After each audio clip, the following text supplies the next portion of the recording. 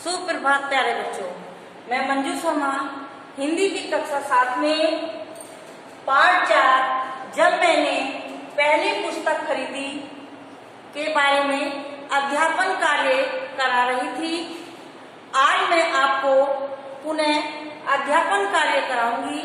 आप सभी बच्चे ध्यान से मेरे साथ अध्यापन कार्य करेंगे।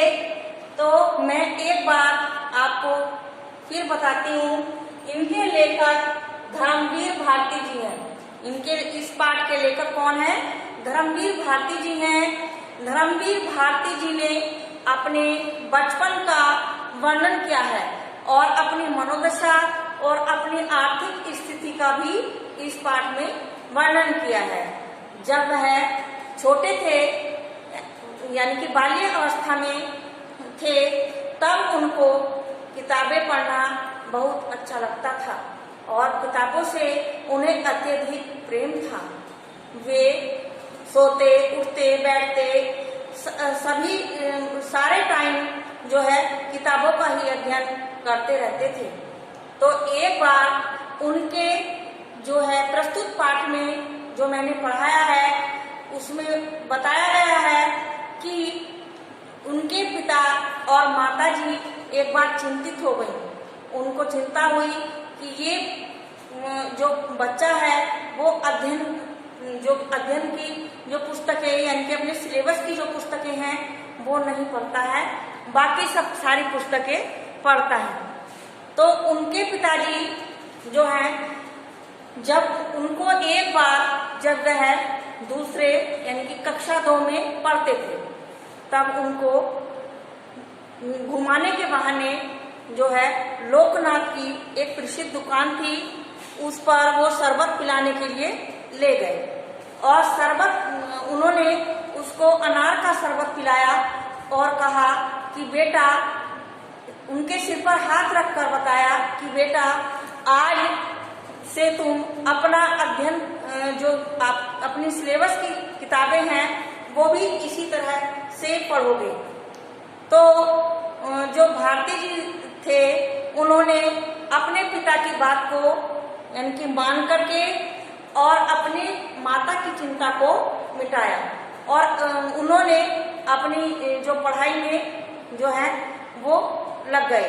अध्ययन के प्रति उन्हें रुचि जागृत हो गई और उन्होंने कक्षा 5 में प्रथम स्थान प्राप्त किया और प्रथम स्थान प्राप्त करने के बाद उन्हें पुरस्कार के रूप में 2 पुस्तकें जो है दी गई। तो उन पहली पुस्तक में जो लिखा था, पहली पुस्तक का नाम था ट्रस्टी द यंग, जिसमें पक्षियों की जातियों का वर्णन था।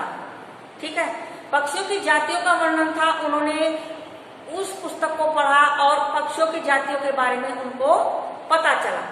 और दूसरी जो पुस्तक थी, उसमें पानी के जहाजों की जो है कहानी लिखी हुई थी कि ये जहाज कहाँ जाते हैं, क्या करते हैं, कैसे होते हैं, उनके बारे में लिखा हुआ था। ठीक है, तो ये मैंने आपको इसके बारे में पहले अध्ययन करा दिया था। आज हम आपको अगले भाग का अध्ययन कराएंगे। तो आप सभी बच्चे ध्यान से मेरे साथ जो है अध्ययन करेंगे। तो अब जो आपका जो भाग है उसमें लिखा हुआ है, उनके जो मोहल्ले में जो एक लाइब्रेरी होती है, उस लाइब्रेरी में वो जो है अध्ययन करने के लिए जाते हैं, यानी कि पुस्तकों को पढ़ने के लिए जाते हैं और पुस्तक जो है वहाँ पढ़ते हुए उन्हें कितनी रुचि उत्पन्न होती है। और फिर भी आगे के भाग में हम आपको अध्ययन करेंगे और मेरे साथ आप भी अध्ययन करेंगे। आइए तो हम इस भाग का अध्ययन करेंगे। तो देखिए, हमारे मोहल्ले में एक लाइब्रेरी हरिभवन नाम से थी। स्कूल से छुट्टी होते ही मैं उसमें जाकर जम जाता। लेखक कह रहे हैं कि जो हमारे मोहल्ले में एक हरिभवन नाम से एक लाइब्रेरी थी, तो जब छुट्टी होती थी तो लेखक वहां पर चले जाते थे। पिता का साया सिर पर रहा नहीं था। उनके पिताजी नहीं रहे थे, उनके पिताजी का जो है देहांत हो गया था। सो लाइब्रेरी का चंदा चुकाने को पैसे नहीं थे।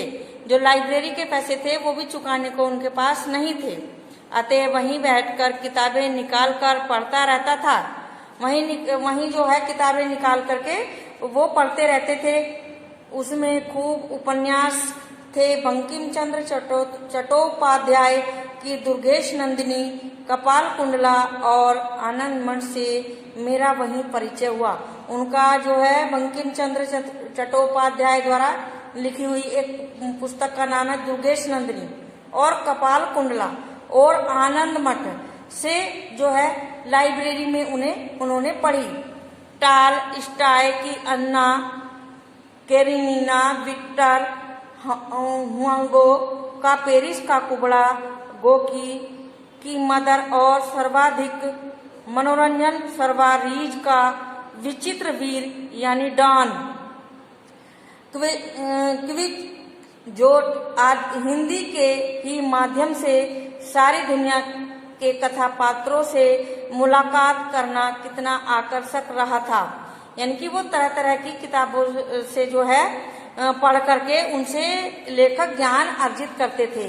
उस लेखक को ज्ञान होता था उनसे, जो वे वहां पर पुस्तकें पढ़ते थे तो वहां उनको उन पुस्तकों से ज्ञान होता था। मैं वर्णन नहीं कर सकता। कभी पुस्तकालय बंद होने के समय तक कोई पुस्तक पूरी न पढ़ पाता और लाइब्रेरियन शुक्ल जी के कहने पर बच्चा अब उठो, यानी कि वो लेखक जो थे वो इतने लीन हो जाते थे पुस्तकों में। उनको जो लाइब्रेरी के शुक्ला जी थे वो कहते थे कि बच्चा अब उठो, टाइम हो गया है बंद करने का।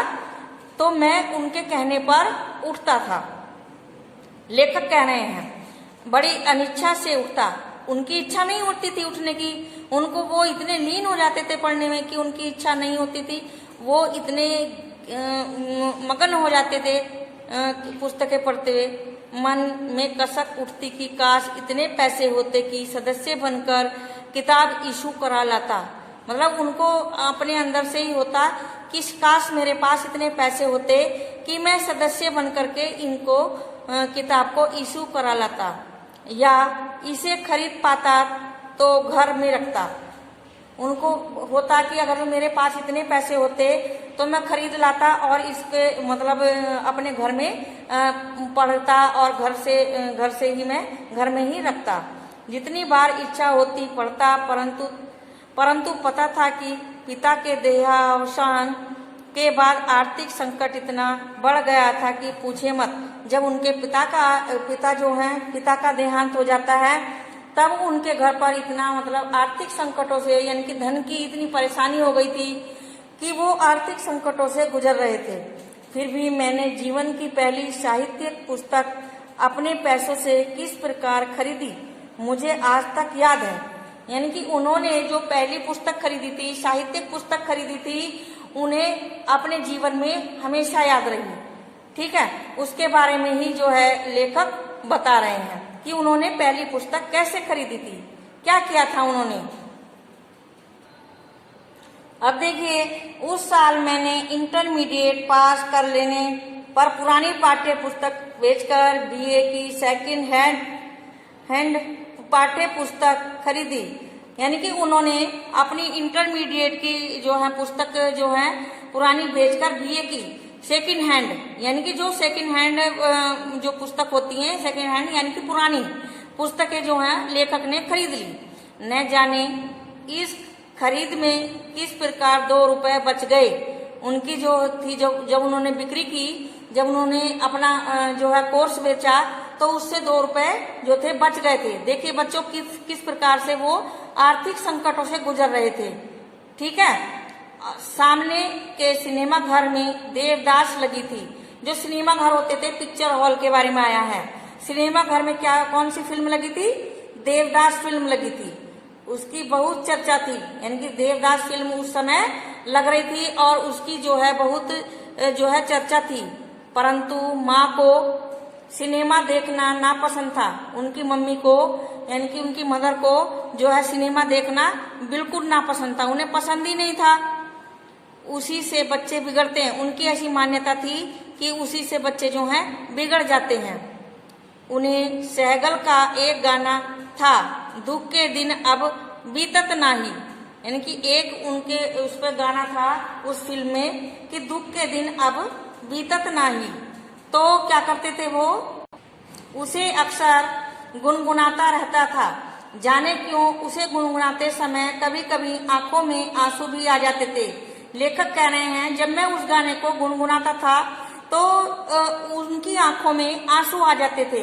देखो, जो कोई दुख का भरा हुआ होता है तो उसको तो अपनी जो जिंदगी होती है उस पर दुख होता है, तो उस दुख को प्रकट करके उनकी आंखों में जो थे लेखक की आंसू आ जाते थे। एक दिन माँ ने सुना और बोली, दुख के दिन बीत जाएंगे बेटा, दिल छोटा क्यों करता है।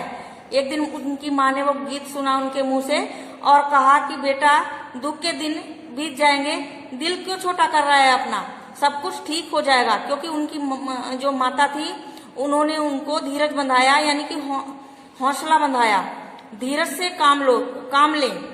माता ने कहा बेटा धीरज से काम लो। फिर उन्हें मालूम पड़ा कि यह तो फिल्म देवदास का गीत है, तो सिनेमा की घोर विरोधी माँ बोली, जा पिक्चर देखा। जो उनकी मम्मी जो थी वो फिल्म यानी कि सिनेमा में भेजना पसंद नहीं करती थी, उसी मम्मी ने कहा, उसी माँ ने कहा कि तुम जो है पिक्चर देख कर आओ, मैं पैसे दे दूंगी। मैंने बताया कि किताबें बेचकर मेरे पास 2 रुपए बचे हैं। उसने बताया कि अपनी माँ से बताया कि मेरे पास जो है कोर्स बेच करके 2 रुपए हैं।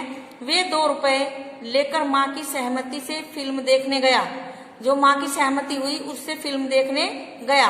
पहला शो छूटने में देरी थी।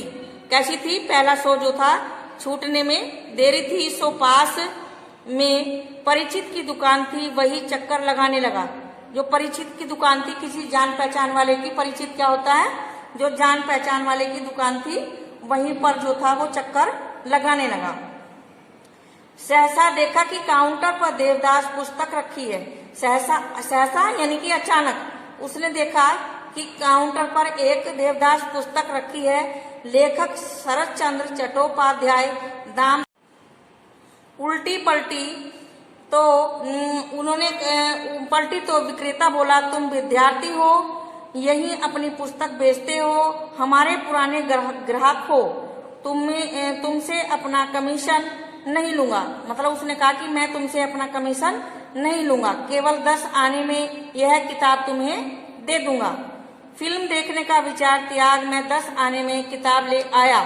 यानी कि फिल्म देखने का विचार तो उन्होंने त्याग दिया और 10 आने में वो किताब ले आया। और 2 रुपए में से बचे हुए 1 रुपए 6 आने में माँ के हाथ पर रख दिए। 1 आने 6 रुपए उन्होंने अपनी माँ के हाथ पर रख दिए। सारी बात जब माँ को बताई, माँ की आंखों में आंसू आ गए। जब उन्होंने सारा वृत्तांत अपनी माँ को बताया तो उनकी माता की आंखों में आंसू आ गए। खुशी के थे, यह दुख के नहीं मालूम। मतलब ये दुख के आंसू नहीं थे उनकी माता जी की आंखों में, ये खुशी के आंसू थे। वह मेरे अपने पैसे से खरीदी मेरी अपनी निजी लाइब्रेरी की पहली किताब थी। उनकी अपनी निजी लाइब्रेरी की पहली किताब थी जब उन्होंने पहली पुस्तक वो खरीद करके लाए। बच्चों, कोई भी कार्य ऐसा नहीं होता है जो नहीं हो सकता।